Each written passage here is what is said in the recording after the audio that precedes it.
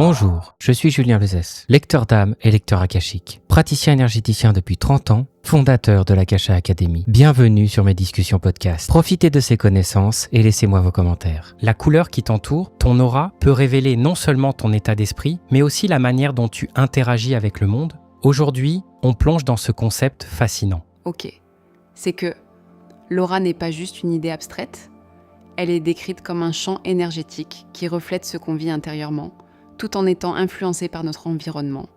C'est comme une sorte de miroir invisible. Exactement. Cette aura peut changer en fonction de ce qu'on traverse dans la vie. Par exemple, un déménagement, une rupture ou même un événement heureux comme gagner à la loterie peuvent modifier la couleur dominante de ton aura. Oui, et ce changement ne se fait pas instantanément. On parle d'une transition progressive qui prend généralement entre 40 et 80 heures. Mais dans des cas extrêmes, comme un bouleversement émotionnel majeur, cela peut prendre jusqu'à 5 jours.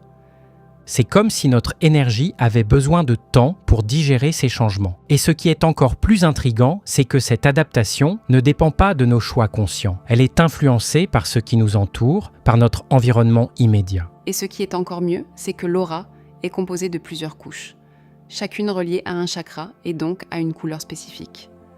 Mais la couleur dominante, celle qui est la plus proche de notre corps physique, est celle qui influence le plus notre quotidien. Oui, et cette couleur dominante peut révéler beaucoup sur nous. Par exemple, une aura rouge est souvent associée à quelqu'un de très physique, ancré dans le concret, tandis qu'une aura violette reflète une personne plus spirituelle, tournée vers l'apprentissage. Et ce n'est pas seulement une question de couleur. La forme de l'aura joue aussi un rôle. Une aura plus carrée indiquerait une personne méthodique et réfléchie, alors qu'une aura plus ronde reflèterait de la compassion et de la compréhension.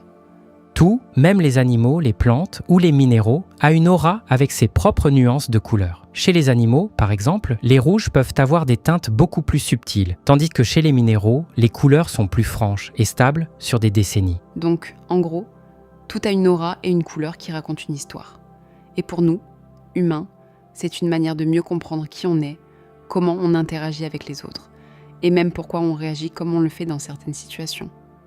Exactement. Et on peut apprendre à voir ces auras. Ce n'est pas réservé à une poignée de personnes sensibles. Avec un peu de pratique, on peut tous y arriver. Oui, comme regarder quelqu'un sur un fond blanc, dans une lumière douce, et laisser son regard se vider pour percevoir cette lumière autour du corps.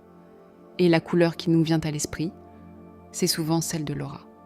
Cette couleur peut nous donner des indices sur la personne, sur son état d'esprit, ses forces, ses défis. C'est comme une porte d'entrée vers une compréhension plus profonde de soi et des autres. Et toi, tu sais voir ton aura ?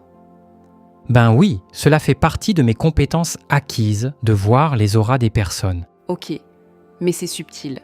Ce n'est pas comme voir une couleur vive, c'est plus une impression, une sensation. Et je crois que c'est ça le point clé. Ne pas douter de ce qu'on ressent. Oui, parce que dès qu'on commence à douter, on perd cette connexion intuitive. Et c'est un peu le message ici. Apprendre à faire confiance à notre perception, même si elle ne semble pas logique au premier abord. Tout à fait. Et c'est aussi une belle leçon sur la manière dont on peut aborder la vie en général. Être attentif à ce qui nous entoure, mais aussi à ce qui se passe en nous, à ces influences subtiles qui façonnent notre expérience. Et c'est là que la couleur de l'aura devient un outil, pas juste pour se comprendre soi-même, mais aussi pour mieux interagir avec les autres. Parce que si je sais que mon aura influence la manière dont les gens me perçoivent, je peux aussi choisir de changer certains aspects de ma vie pour refléter ce que je veux vraiment être. Oui, comme choisir ses habits pour refléter une certaine image. Mais ici, c'est plus profond. C'est une manière de s'aligner avec soi-même, avec ce qu'on veut vraiment exprimer au monde.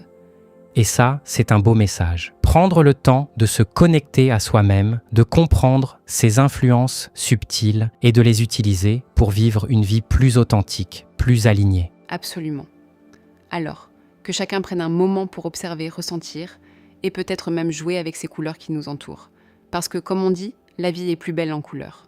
Très bien dit. Sur ce, prenez soin de vous et à très bientôt. À bientôt.